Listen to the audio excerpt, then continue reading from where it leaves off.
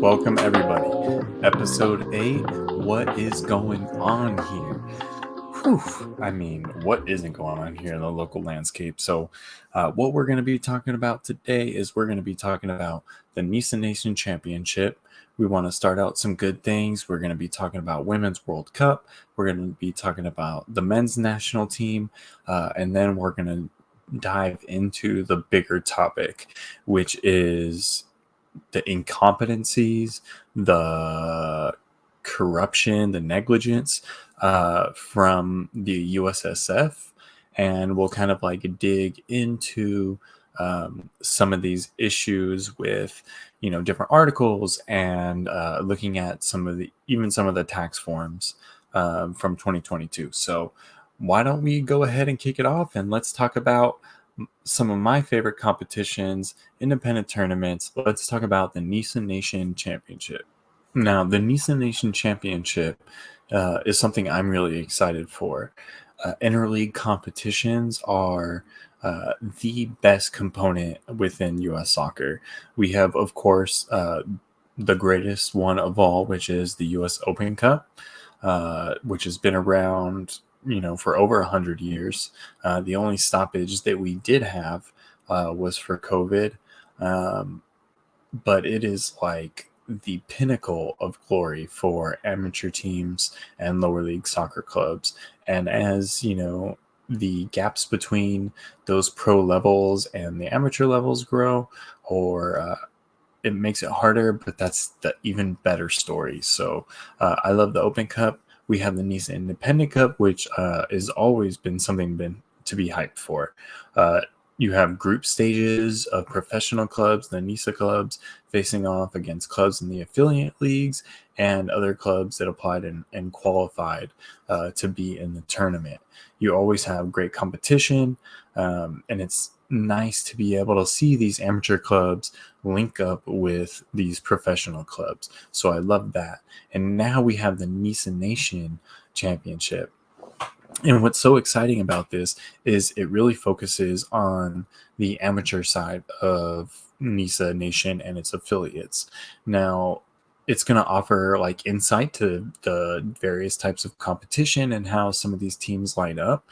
I, for one, am looking forward to the California tournaments or the California regions just because of my proximity, my time working with some of these clubs in the league, that I'm excited to see it. Recently I called the FC United Kingdom match where they qualified for the NISA Nation Independent Cup. So I'm excited for these various competitions going on. And the NISA Nation Championship is going to just continue to highlight some of these great clubs throughout all of our soccer landscape. So I'm glad that we got a third one coming in. Let's add the women's competition in there as well. And let's just mix up this soccer. We got to get everyone to work together, and it starts with the competition. Now, the Women's World Cup is right around the corner. The women's national team, we're kicking off on the 21st in our and sorry about that, in our group stage. We're going to be in Group E. So, expect to be some competition in here because we do have the Netherlands that we're going to face. But, honestly, we're going to get out. I shouldn't say it, but we're going to get out of this group. And it starts with Vietnam on the 21st. It's their first World Cup. So it'll be interesting to see because regardless of, what happens in the World Cup, they made it there. And for being your first, being a smaller nation, that's just going to have such a big impact on the sport. So just being there is great. You also have Portugal, who qualified undefeated within Olympic qualifications, but don't really have a history of being a strong national team. So we'll see how that balances out. And our biggest competition is the Netherlands. We have a history of facing the Netherlands, and it is a beneficial one for us. They have a history of just taking L's in big competitions. Most recently, the 2020 Olympic quarterfinals. We had the 2019 final. So there's going to be some animosity from these players because a lot of these players have probably played in those matches, and it's going to be fun to watch. And I would assume that those are the two teams that are going to move on, but I'm always pushing for just great matches, great competition, and something like nail biting. That's the best part of the women's, or just the World Cup. But I do want to preface by saying that while I'll be talking about the World Cup, I kind of want to take a different angle to it, mostly because I'm not the expert, right? Like, this is, even though I'm familiar with the women's team and I watch them when it comes to national team, most of my experience, or most of my experience goes with the lower leagues, with the amateur leagues.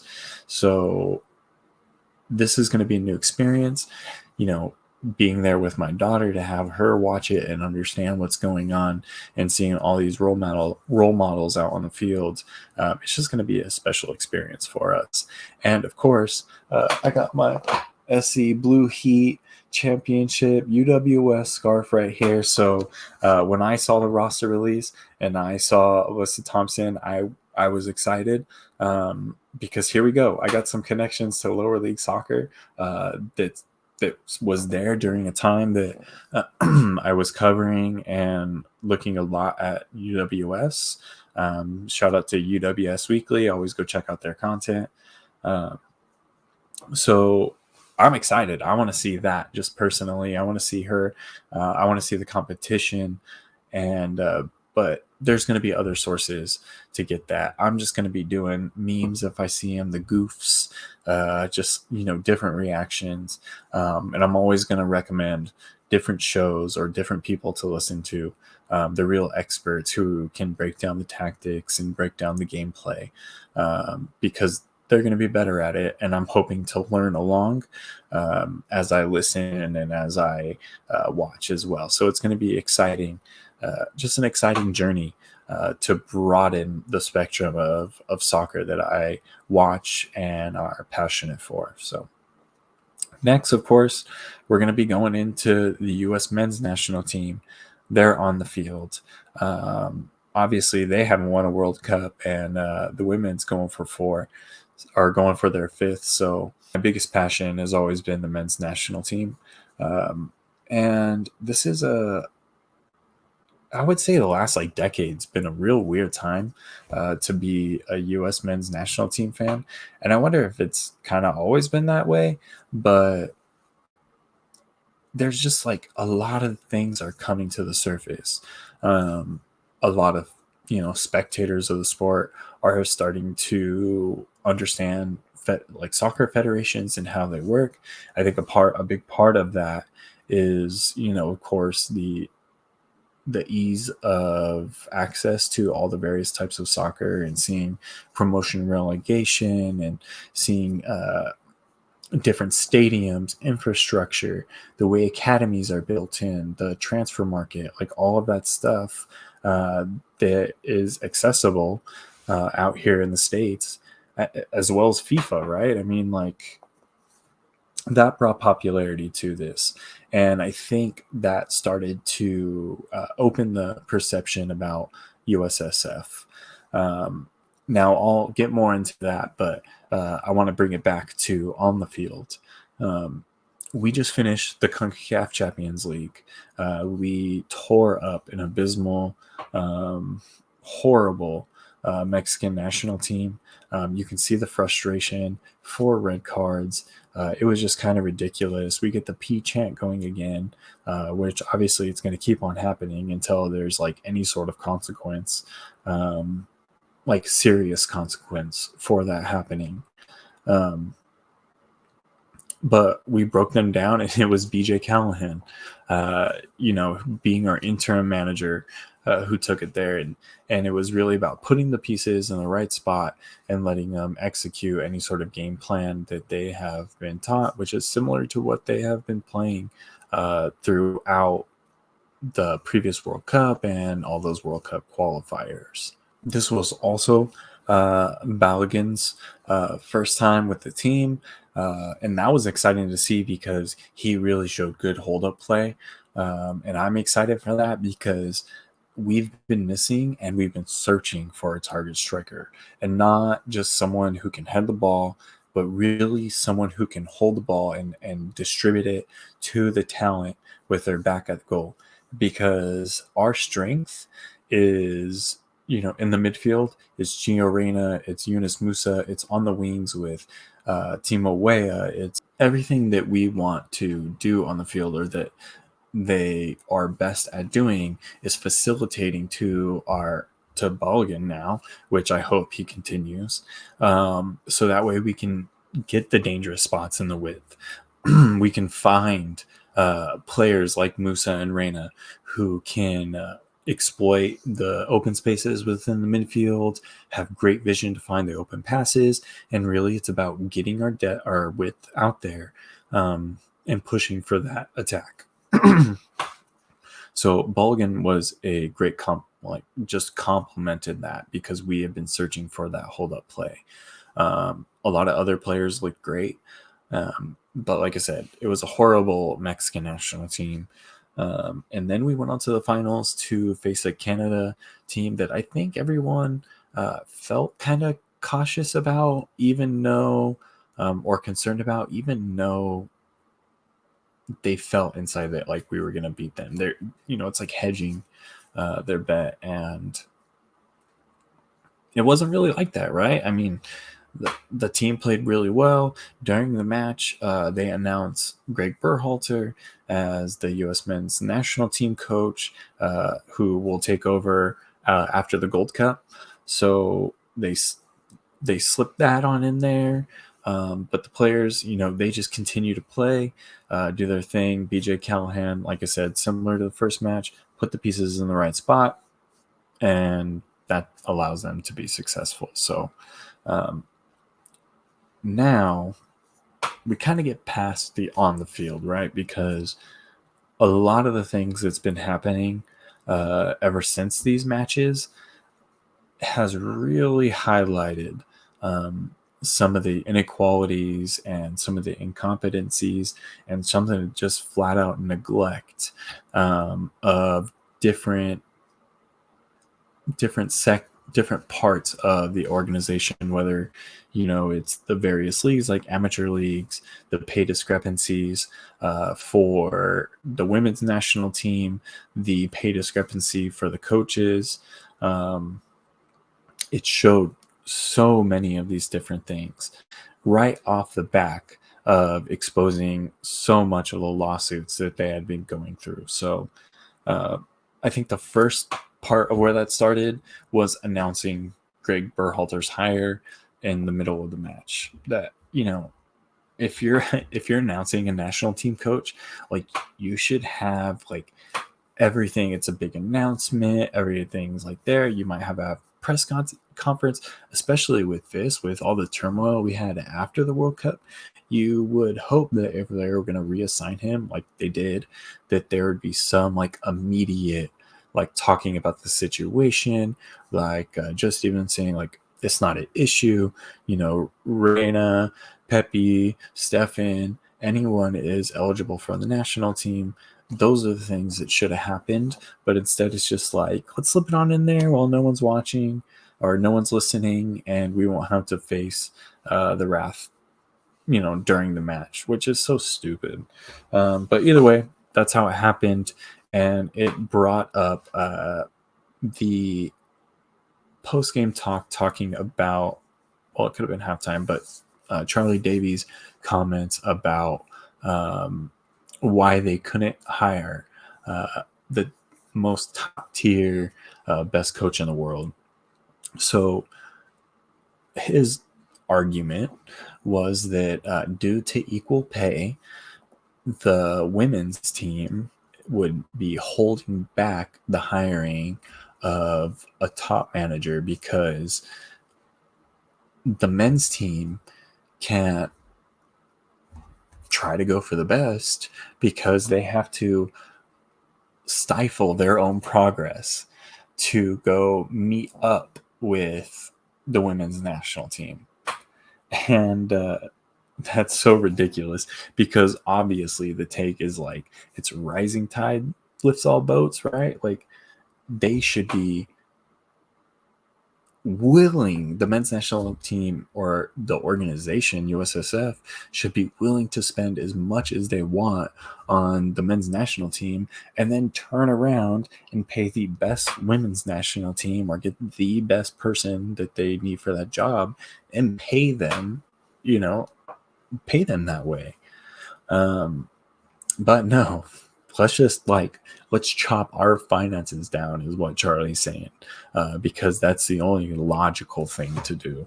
But obviously, this brought in a lot, right? Because if that is the case in this world that Charlie's creating, if that is the case, then we should be able to see that they get paid equal, right? I mean, that's what it means. Like, they're supposed to be paid equal because of equality. So what I want to bring up here is actually the tax forms that shows the salary that they pay out to people. And I know this has been like shown, but we're going to see this list here. And out of all the salary that we have going on here, so this is everyone that we have here. You can see down at the bottom, we have 8.6 million that we have going on here, but this is reportable. I'm not really going to go for the other compensations. We'll just look at this. So Greg Berhalter right here, 1.64 million. All right. Well, Vlatko. Wow. A quarter. Only gets a quarter. I thought there's supposed to be some equality there. And this is where, like, saying things like this is so, it just paints over so many of the issues that's going on, and it hides these things to everyone else. It hides it underneath. It doesn't show it on the surface, and people can go on and, feel like they can trust this voice and align their opinions to that without actually having to go verify. And I don't blame you. Who the heck's gonna look at like a tax form? I did it because I wanted, obviously, the podcast, right? So not everyone's gonna do that. And that's where these things need to be highlighted.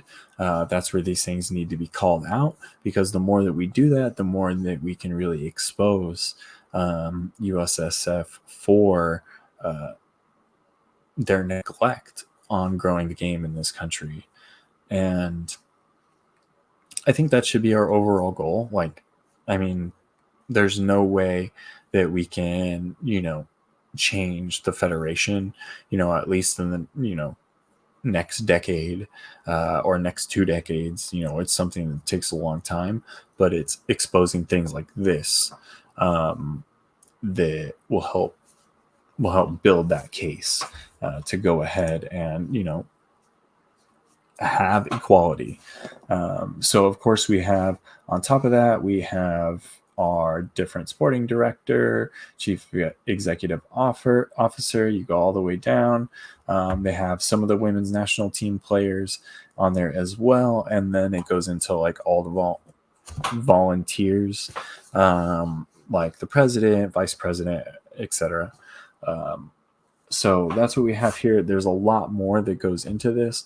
And we'll bring it up back again in a little bit, but that is like really concerning, because if the case was having to, hold them back, if that's the case, if the women holding them back, like, and they're already just not even considering that, like the USSF is like, all right, let's let them, think that we're equal, but we're not going to show them this. And I guess I continue to really talk about that, but it's just so obvious that it's not something that is just getting like, oh, I didn't realize it. It's like this is exactly how it is. And to quote a great voice in lower league soccer, the system is working the way it's supposed to. So that's where we're at with that, and it highlighted that. Now there was also more with that coaching hire, the independent contractor to pick your own coach. That is getting scrutiny. Not saying that they interviewed 10 candidates. They have all of this changes in the direction and in the leadership of the national team and USSF. And it only took them like a week, 2 weeks to then just like, all right, Berhalter's our guy. Competitively, I'm not, upset. Like, I think we had a good World Cup. I think he did do a lot to build the confidence of these players and teach them, how to play with each other. Because if they didn't, I don't think we would get the results that we had when Callahan was coaching, because these are still techniques that they learned as they began to play with each other. So it's only natural that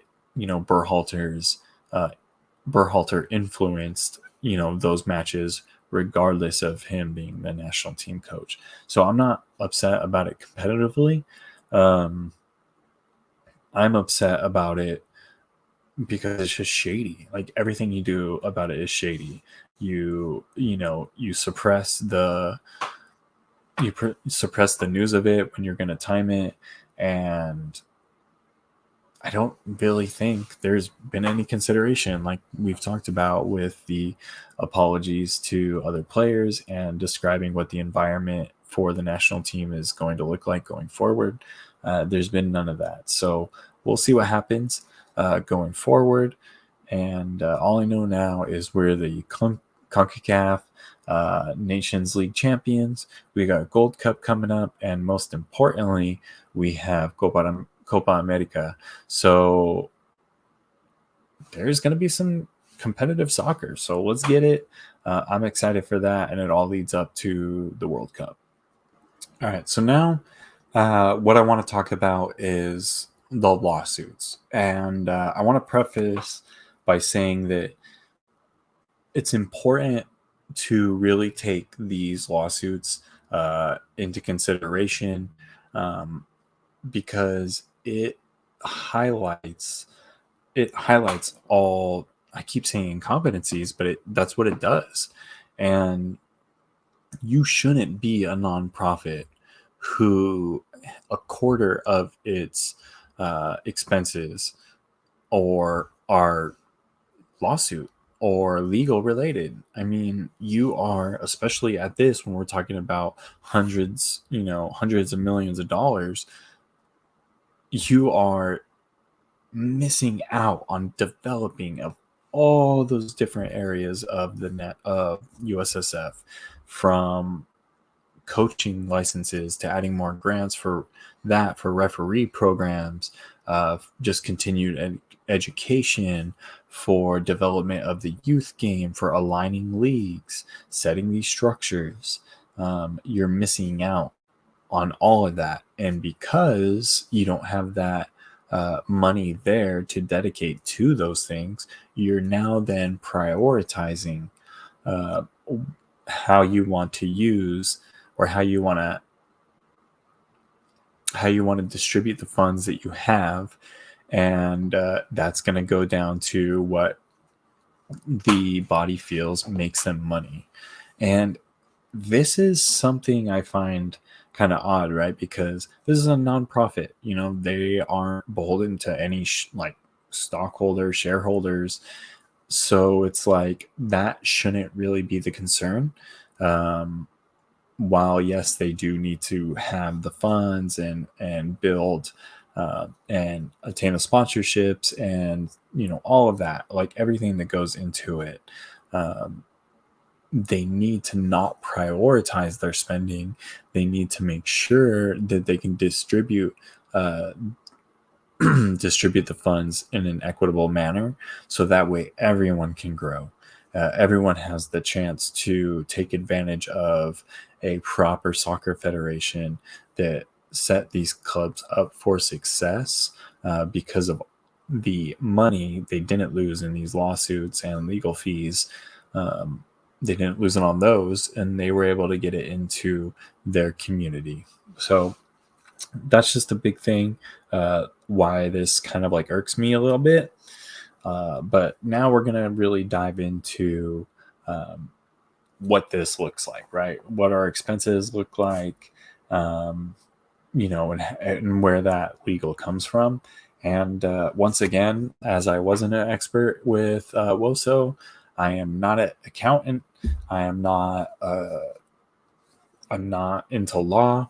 I'm just a dude who likes to talk about amateur soccer. So it's like I'm not even in pro soccer, but these are just things that I see um, and reading them on like a surface level and interpreting those um, from some of the inefficiencies I've seen as someone who's written about, researched, worked within, um, knowing those issues, and now seeing all these other issues being highlighted by all the controversies and things said within the last couple weeks. So let's go ahead and take a look at some of these expenses here. So this is our statement of functional expenses. You can see obviously that salaries are your highest expense, and of course you should consider that because you're going to be paying of course you're going to be paying your coaches a lot more than everyone else, but you're going to be paying or you're going to be paying Greg Berhalter more than everyone else, but you're going to be paying but what we can do is scroll down a little bit. Their legal settlement here, 24 million. And then you look at their expenses for legal, another 9.9, let's just say 10 million there. So 34 million out of your total expenses of 145. So let's just say 25 or 20%. That is a lot. I mean, when you look at the prize pool for the US Open Cup only being 300,000, and it doesn't really provide incentive for MLS to even participate, that's an issue. When you are charging like an arm and a leg that you are charging for coaching licenses, that's a problem, because I'm seeing 24 mil right here.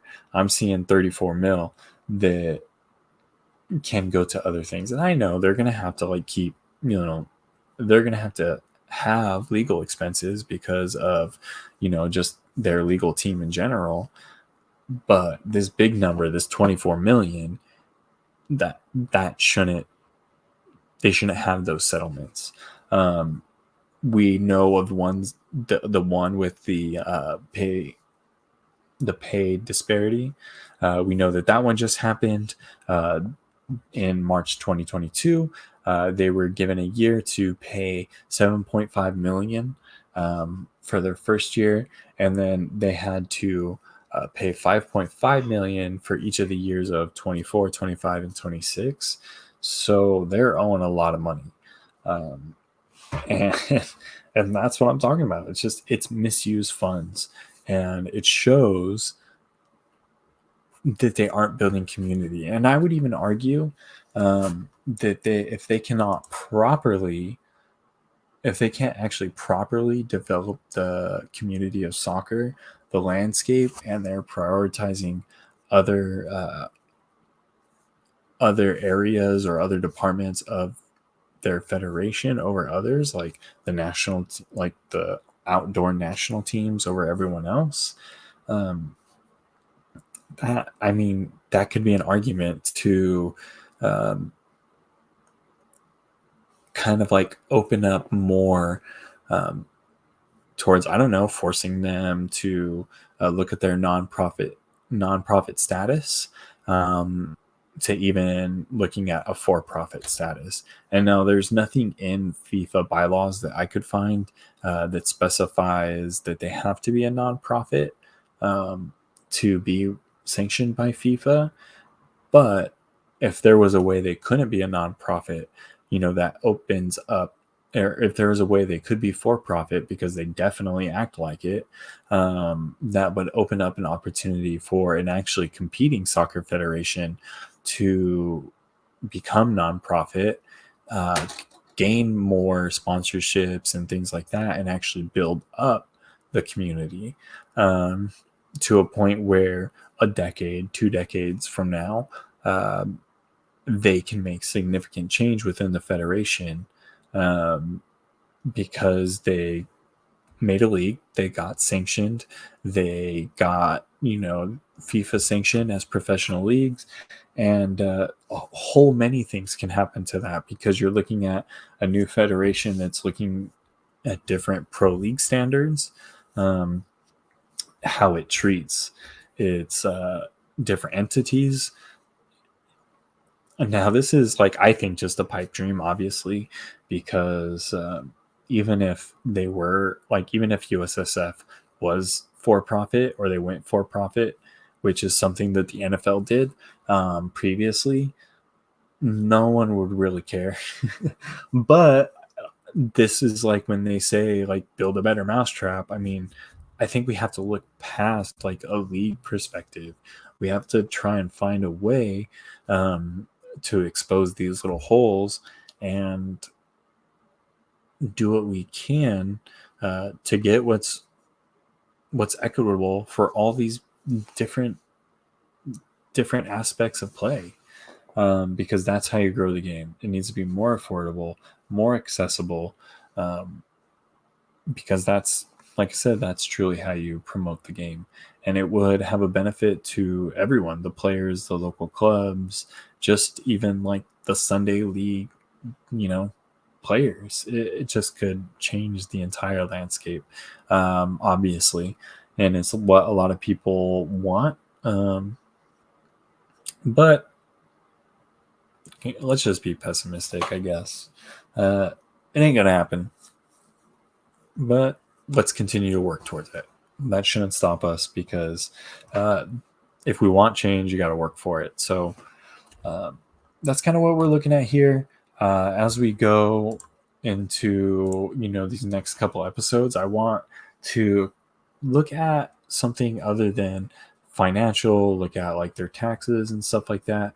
What I do want to look at is we can look at further into this, right? Like the nepotism, the good old boys club, this perceived collusion, or how I perceive this collusion between MLS owners with their, kingmaker Don Garber, USSF, and we're going to go into it and we're going to talk about this. We also, like I said, have NISA Nation Championship. So I'm thinking about planning to do like a big episode and really just go over like multiple games because I'm excited for this championship. I'm going to be looking at that when it happens. I meant to say I'm going to do an independent cup giant episode, and you'll expect highlights. It's really going to be all tactics. Maybe we can get some voices in that represent some of the clubs or organizations, but we'll see what happens down the line. So thank you for joining episode 8.